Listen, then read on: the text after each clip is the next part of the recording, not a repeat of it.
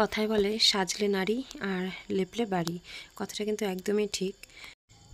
একটা মেয়ে যখন অগোছালো অবস্থায় থাকে তখন দেখবে কেমন লাগে, আর যখন সেজে গুজে একদম পরিপাটি হয়ে থাকে তখন দেখবে কেমন লাগে। তো বাড়িঘরও সেরকম, যতটা পরিষ্কার পরিচ্ছন্ন রাখবে ততই দেখতে ভালো লাগবে, হোক না কেন সেটা মাটির। তো আমাদের উঠোনটা দেখো কি অবস্থা হয়ে আছে। এখন যেহেতু বর্ষাকাল, কেঁচোতে একদম মাটি তুলে সকালবেলা বিচ্ছিরি অবস্থা করে রাখে, রাতারাতি হয়তো মাটিগুলো তোলে। তো রোজ রাতেই এখন বৃষ্টি হচ্ছে আমাদের এখানে, সারাদিন বৃষ্টি নেই, রাতের বেলা বৃষ্টি হবে। তো আজকে রাতেই বোধহয় বৃষ্টি হয়নি, উঠোনটা শুকনোই মনে হচ্ছে। তো উঠোন ঝাড় দেওয়ার পরে এরকম বালি হয়ে যায়, তো বালিগুলোকে আমি ঝাড় দিয়ে ঠেলে নিচ্ছি না, এখানেই এখন চাপা দিয়ে রাখবো। বৃষ্টি হলে তো এমনিতেই ধুয়ে চলে যাবে। অন্যান্য বছর দেখি এই মে মাসটাতে কিন্তু প্রচণ্ড পরিমাণে গরম থাকে, আর এবছর জানি না অন্য কোনো জায়গাতে কেমন, কিন্তু আমাদের এখানে খুব একটা বেশি গরম নেই, কিন্তু বৃষ্টি হচ্ছে রোজই, আর পরিবেশটা বেশ ঠান্ডা ঠান্ডা। রাতের দিকে এত পরিমাণে বৃষ্টি হচ্ছে, মনে হচ্ছে যেন আষাঢ় মাসের বর্ষা। তো যাই হোক, উঠোন ঝাড় দেওয়া হয়ে গেল এই দিকটা, এখন আশেপাশে ঝাড় দিতে হবে। তো মাটিটা এখানে চাপা দিয়ে রাখলাম। বাড়ির সবাই এখনও ঘুমিয়ে আছে, এখন বাজে প্রায় 6:45 মতো, 5:30টায় উঠেছি আমি, আর বাড়ির সবাই ঘুমিয়ে আছে, শুধু সমুদ্র ঠাম্মি উঠেছে, উঠে একটু হাঁটাহাঁটি করে আসলো, আর আমি এদিকে ঝাড়ঝাঁটাগুলো দিয়ে নিচ্ছি। রান্নাঘরের বাসনপত্র সব বের করে রেখেছি, উঠোন ঝাড় দিয়ে তারপর সব মাজা ঘষা করে তারপর ছেলে আর ছেলের বাবাকে ডাকবো। আজকে শুক্রবার, ছেলের স্কুল আছে। তো এই যে ঘুম থেকে অনেক কাকুতি মিনতি করে ডেকে তুলতে হয় সকালবেলা। তো ঘুম থেকে উঠে হাত মুখ ধুয়ে ফ্রেশ হয়ে এসছে রান্নাঘরে। আমি চাও বানিয়ে নিয়েছিলাম, তো হঠাৎ করে সমুদ্র ঠাম্মি বললো যে গোলা রুটি বানাবে, তো এই যে চা ঢেকে রেখেছি। আর ঠিক এই মুহূর্তে এই যে গরম বাটিটা আমি ধরলাম, তো আমার হাতের মধ্যে গরম বাষ্পটা লেগেছে। তো পরে হয়তো ফোসকা পড়বে কিনা জানি না, তবে ভালো পরিমাণে ছ্যাঁকাটা খেয়েছি আমি, তো বকাও খেলাম তার সাথে। তো ছ্যাঁকা টাকা খেয়ে চা গরম বসিয়ে দিয়ে আবার তারপর চলে এসছে এই ঘরে একটু বৌলিন লাগানোর জন্য, তো জানি না কি হবে। তো চলো এখন আবার রান্নাঘরে যাব, চা গরম হয়ে গেছে, সবাই মিলে খেয়ে নিই, তারপর তো আবার ছেলেকে স্কুলের জন্য তৈরি করতে হবে। আর এই যে ফুলের টবগুলো দেখতে পাচ্ছ, এগুলো আমি বাপের বাড়ি থেকে আসার সময় ধূপগুড়ি থেকে কিনে এনেছি। তো সাইজে একটু ছোট হয়ে গেছে, আর সমুদ্রের বাবা কী করেছে, ওখানে লঙ্কা গাছ লাগিয়ে রেখেছে। লঙ্কা গাছ সম্ভবত এই টবগুলোতে হবে না, তবুও লাগিয়ে রেখেছে, ওর ইচ্ছে হয়েছে। আর এই যে দেখো পেঁপে গাছটা আমাদের উঠোনের ওপরে, এবছর দেখলাম ফুল এসছে। আমাদের বাড়িতে পেঁপে গাছ একদমই হতে চায় না, গাছ যাও বা হয় ফল হয় না। তো এই গাছটাতে ফল টিকবে কি না জানি না। তো সবাই মিলে এখন চা আর গোলা রুটি খাচ্ছি, আর আমার ছেলেকে একটা গোলা রুটি রোল করে ধরিয়ে দিয়েছি, তো সেটা নিয়ে চিন্তা ভাবনা করছে খাবে কি খাবে না। ও খাবার দেখলে ভীষণ ভয় পায়, তো বললাম দুধ দিয়ে খাওয়ার কথা, খাবে না। চা দিয়ে খেতে বললাম, সেও খাবে না।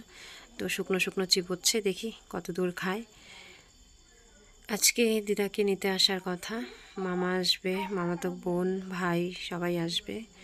তো আসবে কিনা জানি না, বলেছে সকালবেলা ফোন করে। এখন এক পিসি ফোন করে বলল যে রেশন দিচ্ছে কিনা দেখার জন্য। তো আমি এবার যাচ্ছি নদীর পাড়ে, ওখানে দাঁড়ালে দেখা যায়। তো আমার সঙ্গে সঙ্গে সমুদ্রের পাপা আর সমুদ্রও যাচ্ছে।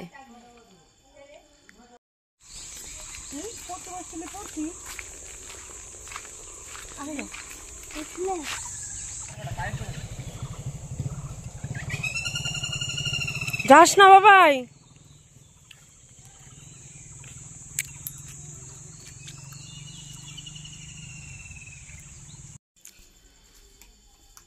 তো সমুদ্র পাপা এখানে এসে আবার গান করছে, তো আপন মনেই গান করছিল, তো আমার দিকে তাকিয়ে আবার হেসে দিল। তো আমি বললাম গান করছিল তো ভালোই হচ্ছিল, করো। তো বলছে না, কেউ তাকালে পরে নাকি লজ্জা লেগে যায়। তো চলো বাড়ির দিকে যাই। এই তো বাড়িতে এসে ছেলেকে একটু ভাত খাইয়ে দিলাম, তারপর ওর পাপা নিয়ে গেল স্কুলে, আর আমি এইদিকে বিছানাপত্র সব ঝেড়ে টেরে ঘর টর মুছে নিলাম। এখন যাব রান্নাঘরে, আর আজকে রান্না করব আলুর দম। তো আলুর দম রান্না করতে গেলে অনেকটা সময় লাগে আলু সেদ্ধ করতে, ভালো যদি সেদ্ধ না হয় তাহলে কিন্তু খোসা ছাড়ানো খুবই মুশকিল, আর যদি সেদ্ধটা ভালো হয় তাহলে খুব তাড়াতাড়ি খোসা ছাড়ানো যায়। তো উনুন জ্বালিয়ে নিলাম, আগে ভাত বসিয়ে দিই। তারপর আমাদের তো রোজকার একটা খাবার আছেই, পাট শাক, মানে যতদিন পাট শাক থাকবে ততদিন আমরাও খাবো। তো পাট শাক বাছতে অনেক সময় লাগবে, সেজন্য ভাত বসিয়ে দিলাম। তো আমি আর দিদা এখন পাট শাক বাজবো, তারপর আবার আলু সেদ্ধ করে আলু ছুলবো। তো আজকে যে কখন রান্না হবে কে জানে। তো ভাতে জল গরম হয়ে গেছে, ভাত হতে থাকুক। আর এইদিকে আবার দিদা স্নান করে এসছে, বলছে একটু চা খাবে। তো দিদা তো একা খাবে না, দিদার নাম আমাদের সবারই আর কি খাওয়া হবে। তো সমুদ্রের পাপা চা বানাচ্ছে। সমুদ্রকে স্কুলে দিয়ে কিন্তু চলে এসছে অনেক আগে, এসে বাড়িতে আবার একটু কাজও করলো। আমি আর দিদা ওই যে আলু ছুলতে বসে গেছি। তো ওইদিকে আবার মামা ফোন করেছে, ফোন করে বললো যে আজকে আসতে পারবে না। আমাদের যে আনারস বাগান আছে, তোমরা তো আমার আগের ভিডিওতে দেখেছো, কিছুদিন আগে গেছিলাম সেই ভিডিওতেও দেখেছো। তো আষাঢ় শ্রাবণ মাসের দিকে বাগানে মানে আনারস উঠবে, তো সেজন্য এখন বাগানটাকে একটু পরিপাটি করে যত্ন করতে হবে। সেজন্য কোনো একটা কাজের জন্য আজকে আর কি আসবে না, আগামীকাল আসবে বললো। তো মনটা খারাপ হয়ে গেল। মামা ভীষণই আলুর দম পছন্দ করে, মামার জন্যই বিশেষ করে রান্না করছিলাম।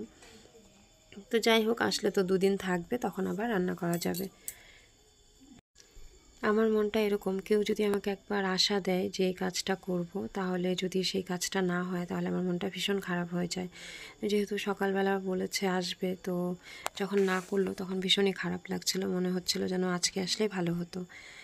তো কিছু করার নেই, সবারই তো সংসারের একটা চাপ আছে, আমি চাইলেই তো আর হবে না। তো দেখো আলুগুলোকে দেখতে কিন্তু একদম রসগোল্লার মতো মনে হচ্ছে। চা খেয়ে তারপর সমুদ্রের পাপা গেছিলো সমুদ্রকে আনতে। তো ওকে বাড়িতে রেখে এখন আবার যাবে একটা কাজে, কোনো একটা কাজের জিনিস আনতে। তো আমাকে বললো যে আমি একটু আসছি, এখন বেজে গেছে 2:30। তো আমি বললাম তাড়াতাড়ি আসার জন্য। তো দুপুরে আবার খাওয়া দাওয়া না হলে দেরি হয়ে যাবে, এর মাঝে আবার ছেলেকে স্নান করাবো, খাওয়াবো, টিউশন পাঠাবো। দুপুরে রান্না যত তাড়াতাড়ি হোক না কেন, আমাদের দুপুরের খাওয়াটা খেতে খেতে একদম 5টা বেজে যায়। তো আলুগুলো খোসা ছাড়িয়ে তারপর একটু জল দিয়ে ধুয়ে নিলাম। আর এখানে বেটে রেখেছিলাম লঙ্কা, আদা, জিরে, আর বাটিতে রেখেছি গরম মশলা বেটে। তরকারি বসিয়ে দিয়েছি, তরকারি ফুটে উঠেছে। এখন আমি যাব, কিছু বাসন আছে সেগুলো মাজবো, ছেলেকে স্নান করাবো। মানে দুপুরবেলাটা বা সকালবেলাটা দু হাতে কাজ করে যেন হয় না, তখন মনে হয় আরও দুটো হাত হলে ভালো হতো, এরকম আর কি, পেরে উঠি না যাকে বলে। তো এই যে রান্না কমপ্লিট। আর দেখো আলুর দমটা দেখতে কিন্তু ভীষণ সুন্দর হয়েছে, দেখে মনে হচ্ছে রুটি বা পরোটার সাথে খেতে কিন্তু বেশি ভালো লাগতো।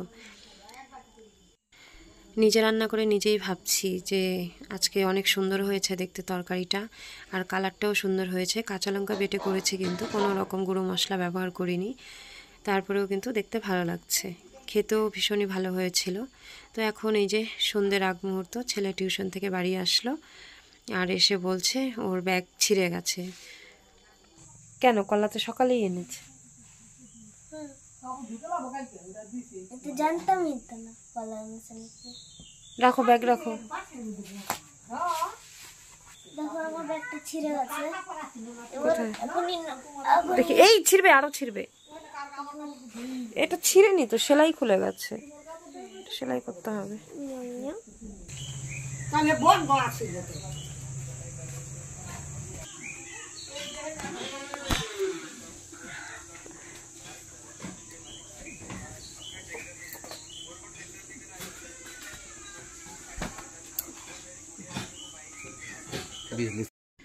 তো ছেলে টিউশন থেকে আসার পর ওকে হাত মুখ ধুয়ে দিয়ে তারপর এই যে একটা কলা দিলাম খাবার জন্য। মুখে বলে না যে আমার খিদে পেয়েছে, তো আমি নিজের থেকেই দিই। তো এখন বিছানায় বসে বসে খাচ্ছে, আবার বললো আমাকে একটু মোবাইল দাও, একটু কার্টুন দেখি। কাজ নাই, খালি খাওয়া আর শোয়া। একদম গোপাল ভাঁড়ের মতো করবি, সকালবেলা হয় না কিন্তু। না, রাত্রে হয় না, রাতে ঘুম পেয়ে যায় তোমার। দিদা দুদিন পর বাড়ি যাবে, আর এই মুহূর্তে দিদার শরীরটা খারাপ হয়ে গেছে, সর্দি জ্বর, একটু পর পরই হাঁচি দিচ্ছে, আবার ভয়ও পাচ্ছে রাতে যদি জ্বর আসে। তো যাই হোক, চলো, আমার আজকের ভিডিওটা যদি ভালো লাগে তাহলে একটা লাইক করে দিও, আর চ্যানেলটা সাবস্ক্রাইব করে আমার পাশে থেকো, আর কমেন্ট করো ভিডিওটা কেমন হয়েছে। আজকে এ পর্যন্তই, সবাই ভালো থেকো, সুস্থ থেকো, দেখা হবে পরের ভিডিওতে।